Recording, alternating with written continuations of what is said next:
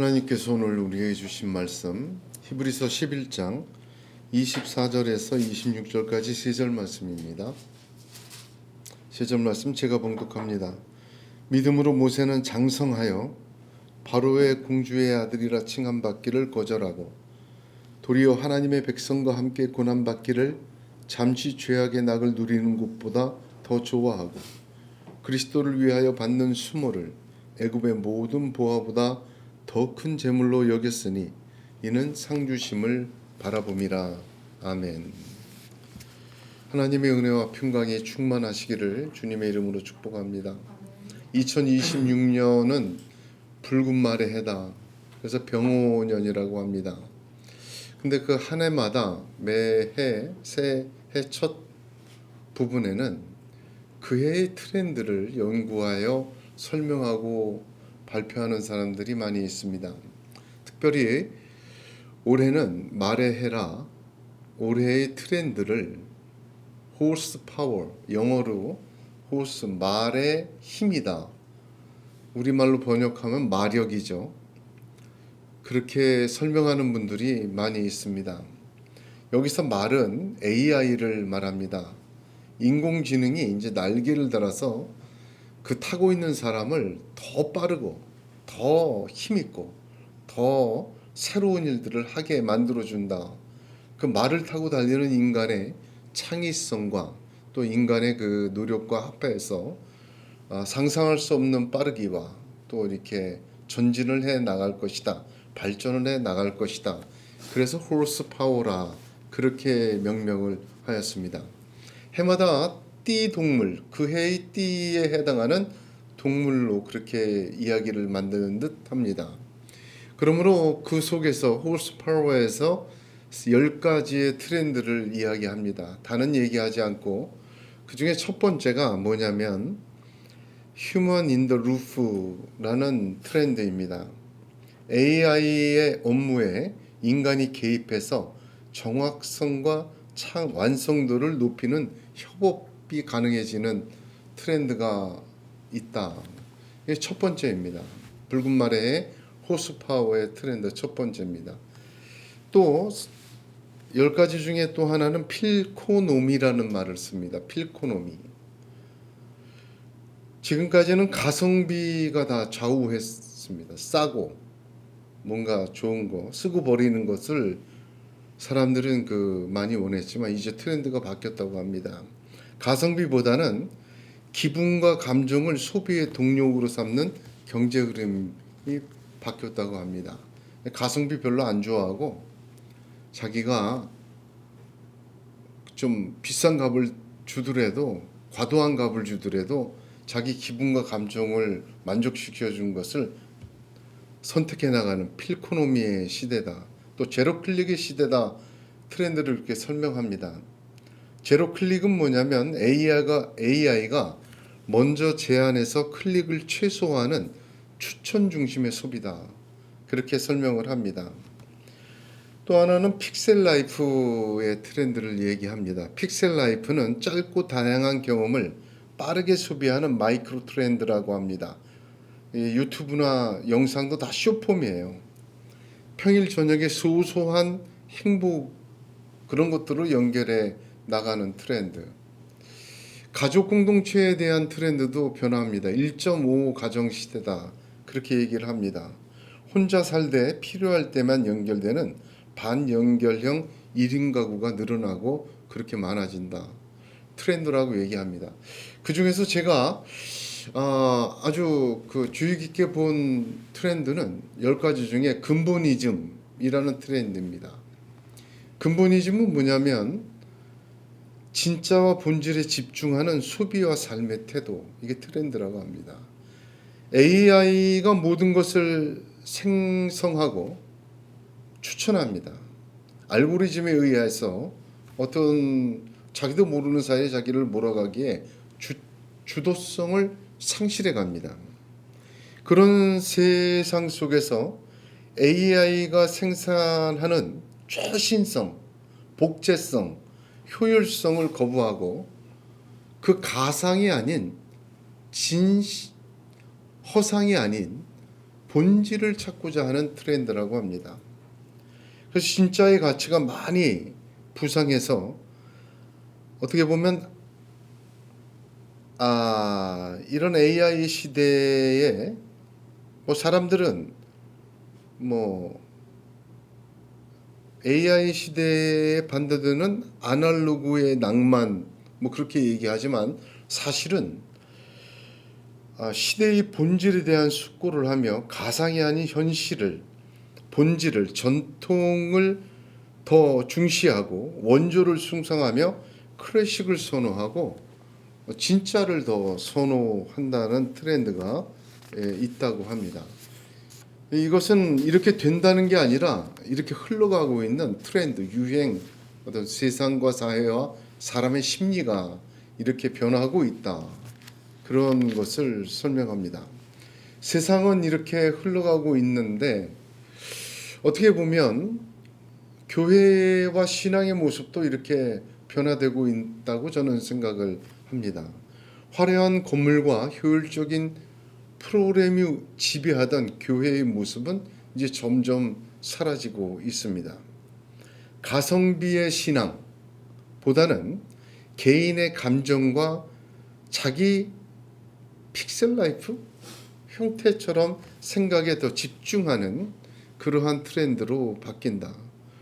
공동체의 성공보다는 한 사람 한 성도의 은혜 받음과 내실과 성장이 더 중요하게 여겨지고 귀하게 생각되는 그런 트렌드가 저도 보이는 것 같습니다.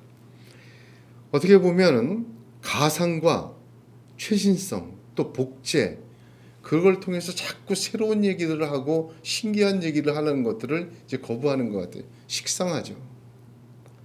실제와 진리를 더욱 찾아가는 근본이즘이 교회 속에서도 신앙 모습에서도 그렇게 보여지고 있다. 저는 비슷하다 이렇게 생각을 하고 있습니다. 오늘 하나님께서는 변함없이 모세의 믿음을 저와 여러분에게 말씀하여 주고 계십니다. 모세는 한갓 노예 집단에 불과했던 이스라엘의 공동체를 하나님 나라의 공동체로 세우는 데 쓰임받은 사람입니다. 개인적으로는 그가 하나님과 대면하여 말하는 유일한 사람이었습니다. 얼마나 위대한 사람입니까? 그래서 요한복음 1장 17절에 율법은 모세로 말미암아 주신 것이요 은혜와 진리는 예수 그리스도로 말미암아 온 것이라 했습니다. 거의 예수 그리스도에 비견될 정도로 모세는 하나님의 쓰임받는 위대한 이스라엘의 지도자였고 하나님에게 중요한 분이었습니다. 오늘 저와 여러분이 모세의 믿음을 듣습니다. 몇천 년이나 지난 이 모세의 믿음을 저희들이 듣는 이유는 두 가지 의미가 있습니다. 첫 번째 모세의 믿음은 하나님이 귀히 쓰시는 믿음이다. 두 번째 그의 믿음의 의의는 하나님의 나라를 세우는 믿음이다.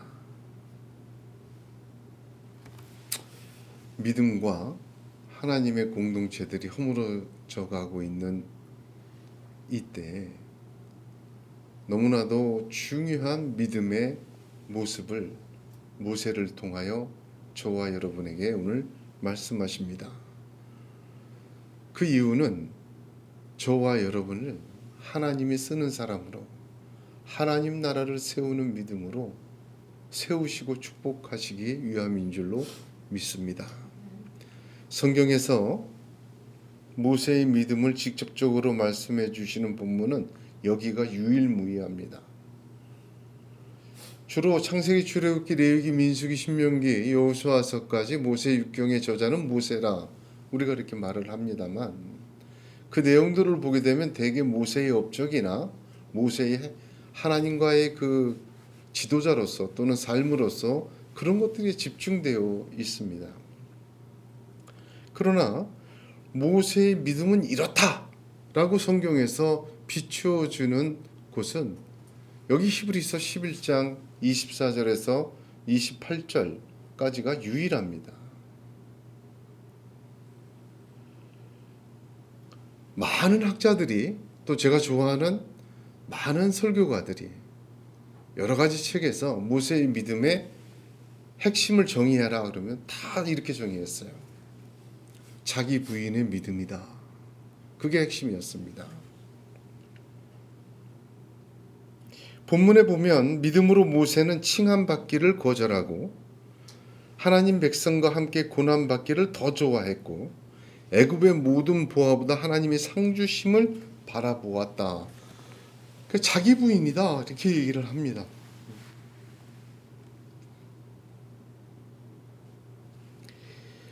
마가복음 8장 34절에 무리와 제자들을 불러 이르시되 아무든지 나를 따라오려거든 자기를 부인하고 자기 십자가를 지고 나를 쫓을 것이니라. 이 믿음의 가장 표본이 모세였다. 그렇게 설명을 합니다. 공주라 칭하는 명예죠. 명예를 거절하고 두 번째는 뭐였어요?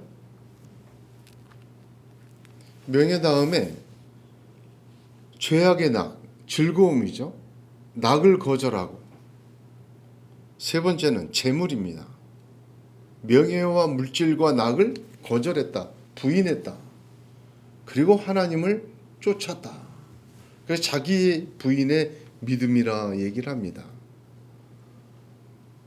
그러나 예수님께서 자기 부인의 믿음을 마태, 마가, 누가복음에 말씀하신 것이 기록되어 있는데 자기 부인을 얘기하셨을 때 상황은 다 동일합니다. 예수님이 너는 나를 누구로 하느냐 할 때 베드로가 주는 그리스도시여 살아계신 하나님의 아들이니이다 했어요. 너무 좋으셔서 교회의 권세를 베드로를 통해서 주셨어요. 교회가 이제 그런 권세를 갖고 있다. 이를 내게 알게 하신 이는 하나님이시다. 사람이 알 수 없는 거다. 이렇게 칭찬하시고 교회의 권세를 주셨어요. 그러자마자 십자가를 얘기하셨는데 이제 내가 십자가를 져야만 한다고 얘기했을 때 베드로는 항변하여 가라되 항변했습니다. 주여 그리 마옵소서. 이 일이 결코 주에게 미치지 아니하리라. 그럴 수는 없다는 거예요. 그때 예수님이 뭐라고 얘기하셨냐면 사탄아 내 뒤로 물러가라. 너는 나를 넘어지게 하는 자로다. 내가 하나님의 일을 생각하지 아니하고 도리어 사람의 일을 생각하는도다. 그리고 나서 누구든지 나를 따라오려거든 자기를 부인하고 자기 십자가를 지고 나를 따를 것이다. 그렇게 얘기하신 거예요. 자기 부인이라는 것은 하나님의 일을 생각하지 아니하고 도리어 사람의 일을 생각하는,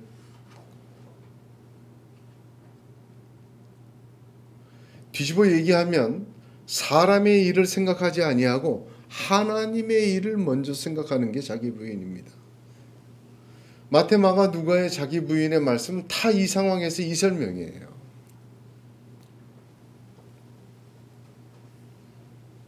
사람의 일은요, 주님을 넘어지게 할 수도 있어요. 너는 나를 넘어지게 하는 자로다. 사람의 생각, 사람의 일에 대한 생각 얼마나 큰 위력이 있는지 모릅니다. 하나님의 일을 생각하지 못하도록 해요. 왜냐하면 사람의 일에 대한 생각은 적절하고 합리적이고 필수적이고 또 가장 현실적입니다.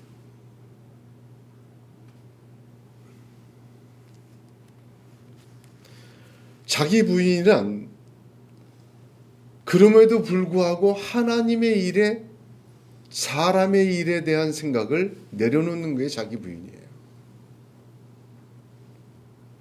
내 생각, 내 방식, 내 소망, 내 모든 것이 하나님의 일과 부딪힐 때 하나님의 일을 생각하고 따르는 것을 의미합니다. 그 과정에서는 손해도 볼 수 있고 고통도 당할 수 있어요. 어려움도 겪을 수 있어요. 그 십자가를 짊어지고 주님과 함께 가는 게 자기 부인입니다. 굉장히 실천적인 거예요. 의지적인 것이나 관념적인 것이 아닙니다. 오늘 본문 성경의 유일한 모세의 믿음 증거는 세 가지로 하십니다. 간단히 말하면 거절하고 더 좋아했고 상주심을 바라보았다. 이 세 가지는 자기 부인과는 맞지 않습니다. 하나님의 일을 생각하여 사람의 일을 포기한 것이 아니기 때문입니다. 오히려 모세에게 베드로처럼 사람의 일과 하나님의 일에 충돌은 없었어요. 믿음으로 거절하고 믿음으로 더 좋아하고 믿음으로 바랐기 때문입니다. 그런 거로 모세의 믿음의 핵심은 자기 부인의 믿음이 아니라 행함이 있는 믿음이다. 저는 그렇게 은혜를 받았습니다. 그 은혜를 함께 나누기를 원합니다. 야고보서 2장 14절 17절에 내 형제들아 만일 사람이 믿음이 있노라 하고 행함이 없으면 무슨 이익이 있으리요. 그 믿음이 능히 자기를 구원하겠느냐. 이와 같이 행함이 없는 믿음은 그 자체가 죽은 것이라 하셨습니다. 문의는 믿음인데 아무 능력이 없어요. 믿음 맞아요. 그런데 살아있질 못해 죽어 있어요. 모세의 믿음은요, 살아있는 믿음이에요. 행함이 있기에 살아있는 믿음입니다. 죽은 믿음은 행함이 없는 믿음이에요. 더 정확히 말하면 죽어가는 믿음입니다. 호랑이도 죽으면 짐승 고기값밖에 안 되는 거죠. 행함이 없는 믿음은 흐르지 않는 물과 같습니다. 고이고 썩어요. 믿음은 생명력이 있지만 그러나 행함이 없는 믿음은 서서히 그 생명력을 상실하고 믿음이라는 무늬마저도 추악한 그라파이트 정도로 변질되고 맙니다. 여러분, 죄악이 무서운 거 우리는 알고 있어요. 성경을 통해서 하나님이 얼마나 죄악을 심판하는지 알고 있습니다. 그러나 행함이 없는 믿음은 영적 자살입니다. 마치 서서히 자신도 모르게 끓는 물속에 들어앉아 죽어가는 믿음이 행함이 없는 믿음입니다. 야고보서 2장 22절에 네가 보거니와 믿음이 그의 행함과 함께 일하고 행함으로 믿음이 온전케 되었느니라. 믿음과 행함은 뗄래야 뗄 수 없는 것입니다. 믿었다면 행해야 돼요. 그 믿음은 하나님의 은혜와 생명력을 주신 하나님의 은사입니다. 그 믿음이 행함이 없으면 서서히 죽어가요. 그 믿음만 사라질 뿐만 아니라 자기 자신의 영혼을 죽이는 영적 자살것처럼 서서히 죽이는 자살처럼 오히려 올무가 되는 경우를 많이 보게 됩니다.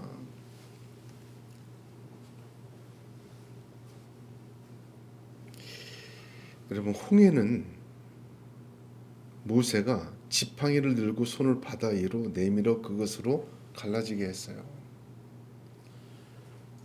요단강은 제사장의 발이 강에 들어가 밟을 때 갈라졌어요. 여리고 성은요 7번 돌을 때 함성과 함께 무너졌습니다. 하나님은 지팡이를 들라 하시고 7번 돌라 하시며 요단강의 발을 내밀어 밟으라고 하십니다. 믿음이 적든 크든 간에요,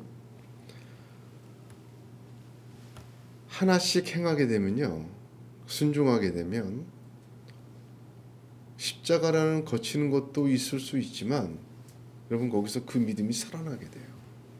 더 큰 믿음으로 반석처럼 굳어지게 돼요.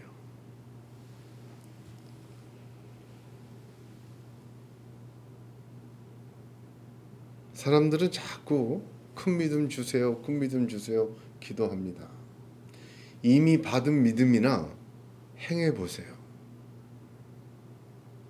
그 믿음이요, 행함이 없으니까 믿음을 무슨 성경 지식 많이 깨닫는 걸로 믿음을 생각하면 안 돼요. 많이 알고 있다? 믿음 좋다? 나 그거 알고 있다? 믿음 좋다? 하나님 이런 분이다? 그건 말이 안 되는 얘기예요. 많은 체험을 했다. 많은 영적 체험과 계시와 또는 능력을 행하고 많은 신비한 것을 보았다. 그게 믿음입니까? 그냥 본 거예요. 그 보여준 대로, 그 깨달은 대로, 은혜 주신 대로 행함이 없으면 그렇게 자랑하다면서 그 영혼은요 이미 질식해가는 영혼이에요. 믿음이 무늬만 남을 때 얼마나 추해지는지 우리는 주변에서 보고 있습니다.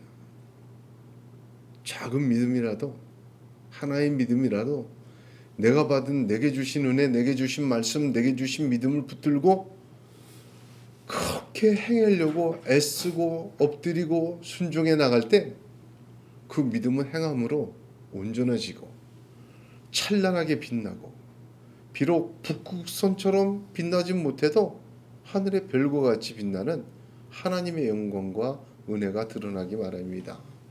모세의 믿음은요 행함이 있는 믿음이에요. 왜? 믿음으로 거절했어요. 믿음으로 더 좋아했어요. 믿음으로 결과는 알지 못하지만 애굽의 부하보다 상주심을 바라본 거예요. 그러므로 자기 부인의 믿음이 아닙니다. 모세의 믿음은 행함이 있는 믿음입니다. 모세의 행함이 있는 첫 번째는 거절하는 믿음이었다. 성경은 그렇게 증거합니다. 굉장히 많은 의미가 있죠. 본문 24절에 모세는 장성하여 바로의 공주의 아들이라 칭함을 거절했다고 합니다. 압축된 표현이에요. 출애굽기 2장 11절을 보면 모세가 장성한 후에 한 번은 자기 형제들에게 나가서 그 고욕함을 보더니 해서, 장성하다는 말이 동일하게 반복되어 있어요. 문자적으로 얘기하면 나이 40대 쓸 때입니다. 그런데 사도행전 7장을 보게 되면 22, 23절에 모세가 애굽 사람의 학수를 다 배워 그 말과 행사가 능하더라. 나이 40이 되매 그 형제 이스라엘 자손을 돌아볼 생각이 나더니, 이렇게 기록되었어요. 이 장성하단 말은요, 세상적으로도 충분한 생각, 또 믿음적으로, 성경적으로, 언약적으로도 충분하게 자랐을 때예요.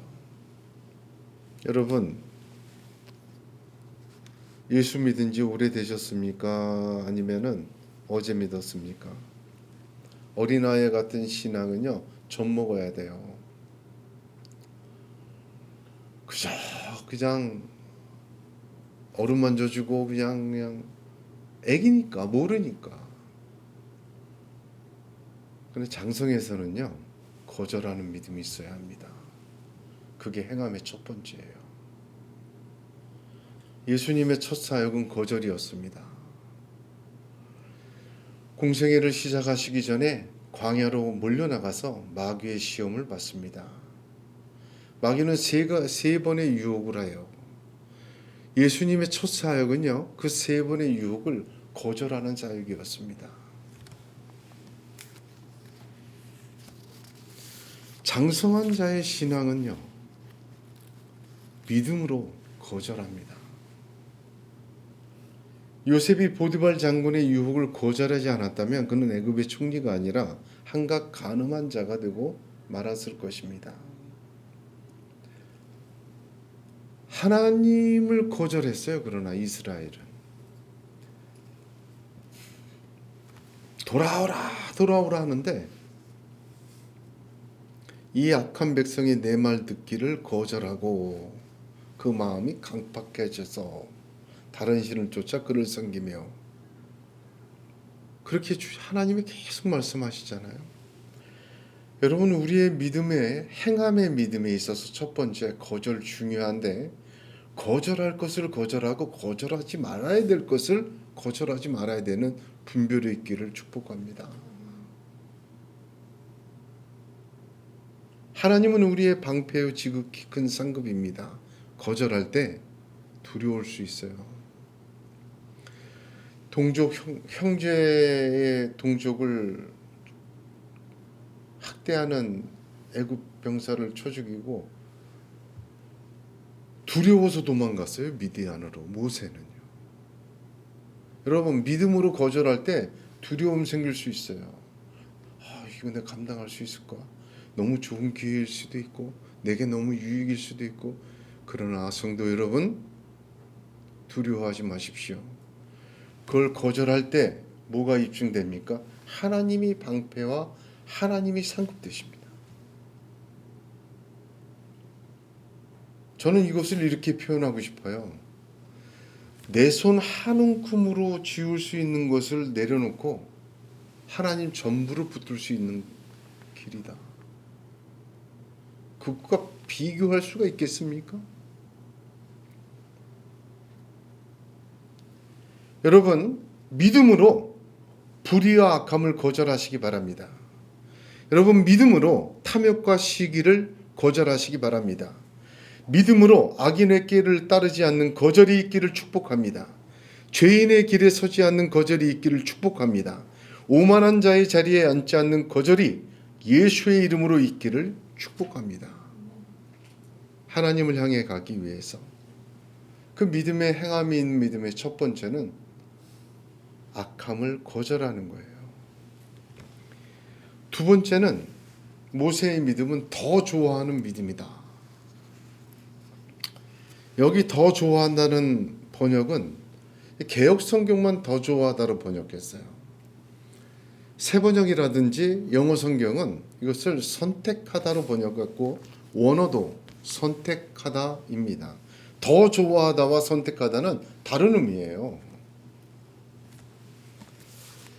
25절에 보면 하나님의 백성과 함께 고난받기를, 이것도 직역하면 하나님의 백성과 함께 역경을 받아내기를, 잠시 죄악의 낙을 누리는 것보다 더 선택하고, 그 뜻입니다. 직역하면 그래요. 둘 중에 하나를 선택했다는 의미입니다. 어떤 의미입니까? 자발적인 선택이라는 의미예요. 이게 하나님의 백성과 함께 역경을 받아들이는 것을 자발적으로 선택했다는 뜻이에요. 이 내용의 중요한 의미는 믿음에는 자발적 선택이 있어야 합니다. 거절 다음에, 여러분 보세요. 믿음에는 소극적인 면과 적극적인 면이 있어요. 믿음이라는 것은 은혜 주셔야 생기는 거예요. 말씀의 은혜, 기도의 은혜, 믿음이 막 생겨요. 소극적인 것은 뭐냐면, 소극적인 행함은 거절이에요. 이게 먼저입니다. 근데 적극적인 행함은 뭐예요? 선택이에요. 거절과 선택은 순서에 있어서 중요해요. 그리고 소극적과 적극적인 것은 동시에 이루어져야 합니다. 거절만 하고 끝나는 게 아니에요. 하나님의 것을 선택해 나가야 돼요. 무슨 말인지 아시겠죠? 거절만 하고 가만히 있으면 안 돼요. 하나님의 것을 선택해 갈 때 길이 확 열립니다. 왜? 하나님이 상급이요, 하나님이 방패이시기 때문에. 사람이 죄악의 낙을 누리는 것 끊기 어려워요. 왜냐하면 사람은 죄인이에요. 죄인이 죄인의 낙을 포기하는 게 쉽습니까? 어려워요. 아니, 거의 불가능할 정도입니다. 그래서 사람들은 오히려 이 죄인의 낙을 누리는 것은 당연하다, 합리화를 시킵니다.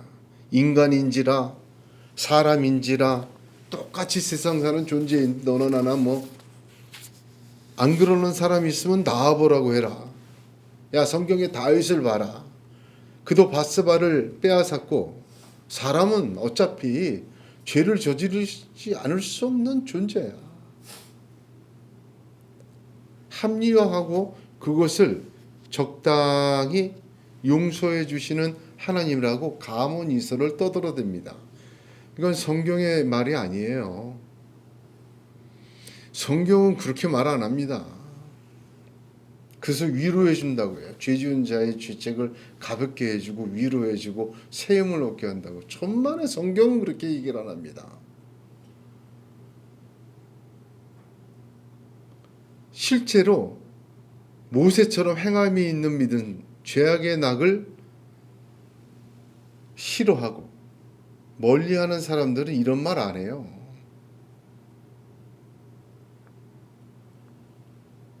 하나님은 이 죄악의 낙을 누리고 죄 짓는 것을 심판하셨지 눈 감아주지 않으셨어요. 징계하셨어요. 진정으로 회개하고 돌아설 때 받아주셨지, 기회를 주셨지, 징계하셨습니다. 잠시 죄악의 낙을 누리는 것, 이건 거의 이기기가 불가능해요.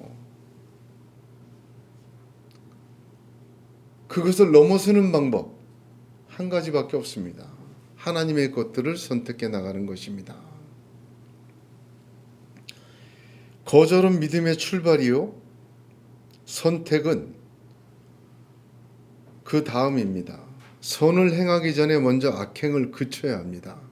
이사야서 1장 16절 17절에 너희는 스스로 씻으며 스스로 깨끗하게 하여 내 목전에서 너희 악한 행실을 버리며 행악을 그치고 선행을 배우며 정의를 구하며 학대받는 자를 도와주며 고아를 위하여 신원하며 과부를 위하여 변호하라. 하나님의 요구는, 하나님이 우리를 창조하셨잖아요. 선한 것을 사랑하기 전에 먼저 악한 것을 미워하는 것이 있어야 함을 말씀하십니다. 긍휼하심을 얻기 전에 먼저 죄를 고백하고 버리기가 앞서야 함을 말씀하셔요. 이건 선택하는 것입니다. 한 사람이 어떤 존재인가, 저 사람이 누구인가, 그 사람이 뭘 선택하느냐, 그 존재의 본질입니다. 암만 포장을 해도 이건 변할 수가 없어요. 악한 죄악의 낙이 우리를 유혹하고 넘어뜨려도 믿음으로 하나님의 것들을 선택해 나가시기를 바랍니다. 하나님의 백성과 함께 역경을 받으며 이겨내기를 선택하시기 바랍니다. 하나님은 그 역경을 주시고 그 자기 십자가를 질 때에 그 역경 속에서, 그 비바람 속에서 그의 본질이 드러나게 하시고 그 바람 속에 뿌리는 더 깊이 내리게 하시며 그 구름 속에서 더 아름다운 색의 꽃을 피우게 하시고 그 밤낮의 기온에서 더 향기로운 꽃을 피우게 하시고 향기를 내게 하시며 그 거칠은 과정을 통해서 그 열매가 더욱 풍성해지고 단단해지게 만드시는 하나님이십니다. 믿음으로 하나님을 선택해 나가는 것은 차돌과 같은 인생이 하늘의 별과 같이 빛나는 존재로 변화되는 길입니다. 그 역경은 다이아몬드를 더욱 빛내는 커팅이에요. 금빛을 황금빛으로 빛나게 하는 연마제입니다.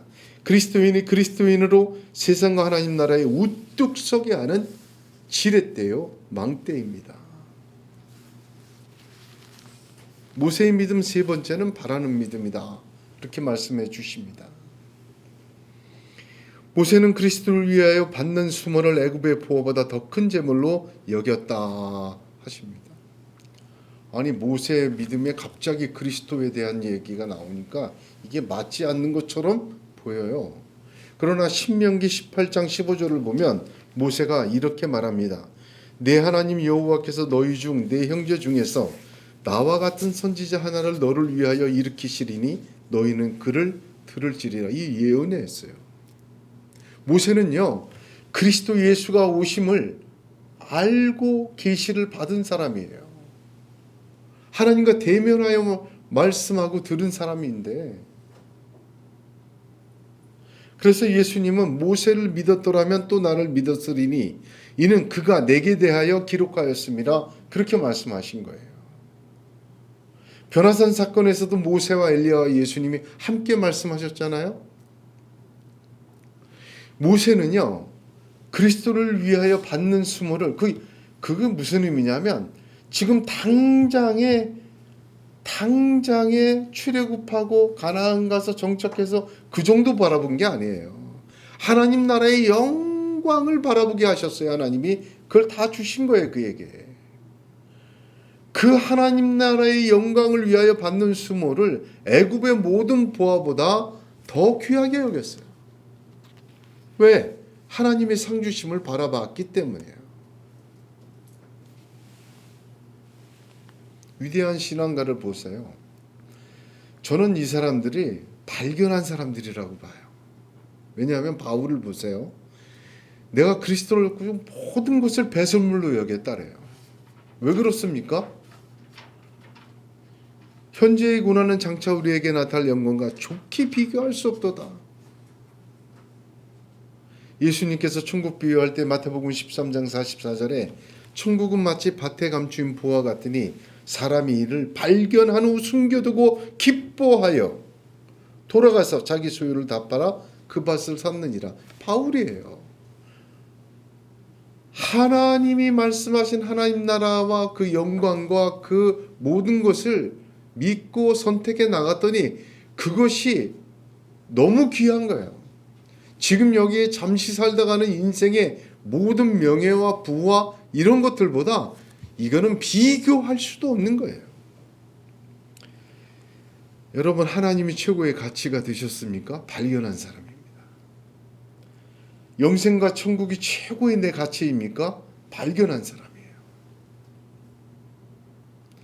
하나님의 상주심, 하나님의 약속, 하나님의 나라가 모든 것보다 최고의 것이라면 기억하시기 바랍니다. 발견한 사람입니다. 그 제일 좋아. 그런데 말이죠. 성경을 보세요. 하나님의 상을 바라는 자 애굽의 금은보화도 채워주셨어요. 아브라함이 갈대아 우르에서 나올 때 우상 만드는 집안에서 본토 친척 아비의 집을 떠나서 나왔어요. 아무것도 없었어요. 그저 떠돌이 짐승 몇 마리 있을 정도였어요. 근데 아브라함에 대한 이야기를 보면 창세기 13장 1절 2절에 아브라함이 애굽에서 그와 그의 아내와 모든 소유와 롯과 함께 네겝으로 올라가니 아브라함에게 가축과 은과 금이 풍부하였더라. 아브라함의 재산을 여기서 처음 얘기해요. 창세기 13장에.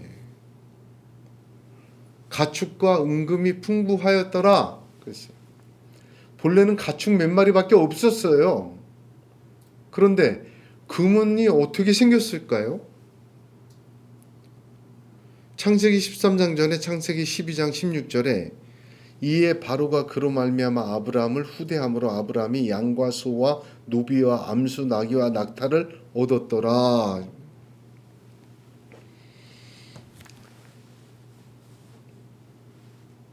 애굽의 금은보화를 하나님이 가질 수밖에 없어요. 이스라엘 보세요. 이스라엘은 노예였습니다. 재산이 뭐 있겠어요? 짐승 몇 마리들밖에 없었어요. 그들에게 무슨 금은보화가 있었겠습니까? 시내산에서 금송아지 어떻게 만들었어요?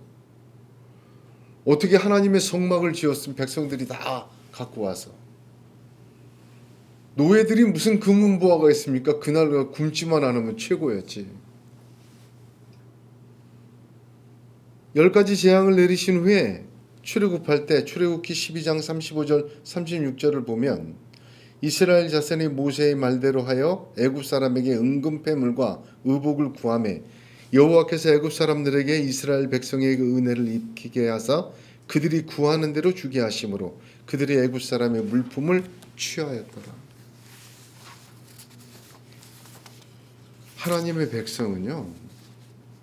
하나님의 백성은 세상의 백성과 좀 다른 길을 걸어야 돼요. 하늘의 영광을 발견하시길 바랍니다. 그 상주심을 바라고 나갈 때 하나님은 애굽의 보화도 채워주세요. 이건 달라요. 자기가 움켜져서 갖다 놓는 것과 하나님이 부어주신 건 달라요. 에스겔 사망의 골짜기에서 마른 뼈들에게 생명이 되라고 물을 때 동서남풍에서 생기가 불어와 생명이 됐어요. 전혀 다른 것입니다. 하나님은 하나님을 찾는 자들에게 반드시 상 주시는 자이심을 믿어야 할지니라 했습니다.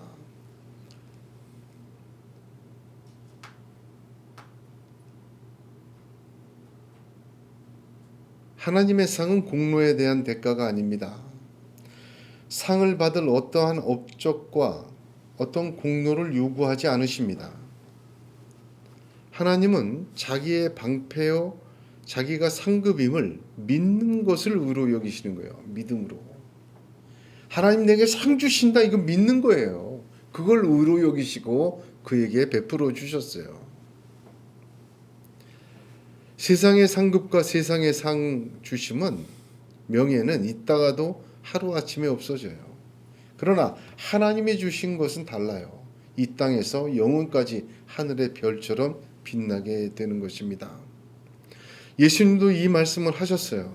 내가 진실로 너희에게 이르노니 나와 복음을 위하여 집이나 형제나 자매나 어머니나 아버지나 자식이나 전토를 벌인 자는 현세에 있어 집과 형제와 자매와 어머니와 자식과 전토를 100배나 받되 박패를 겸하여 받고 내세의 영생을 받지 못할 자가 없느니라. 이 땅에서부터 영혼까지 이어진다는 거예요. 모세의 믿음은 하나님께 바라는 믿음입니다. 사람과 세상과 그런 모든 것에 상받기를 바라지 않습니다. 하나님은 그러나 하나님의 상을 바라는 그 믿음에 이 땅에서부터 영원까지 하나님의 놀랍고 풍성한 축복으로 갚아주신 것을 보게 됩니다. 오늘 저와 여러분이 모세의 믿음을 들었습니다. 모세의 믿음은 하나님이 쓰는 사람의 믿음이에요. 모세의 믿음은 하나님 나라를 세우는 믿음입니다. 이 위대한 믿음은 오래된 믿음이 아니라 지금 우리 가운데로 이어지고 하나님이 원하시는 믿음의 내용입니다. 믿음으로 거절할 수 있는 행함이 있기를 축복합니다. 믿음으로 선택해 나가는 행함이 있기를 축복합니다. 믿음으로 하나님이 상 주심을 바라는, 너는 내 아들이라, 내게 부르짖으라 하는 주의 음성을 듣고 행하실 수 있기를 축복합니다. 장성한 자의 믿음이요, 하나님 나라를 주님과 함께 세우는 믿음이요, 하나님이 들어쓰시는 믿음입니다. 그렇게 되기를 주님의 이름으로 축복합니다. 기도하겠습니다.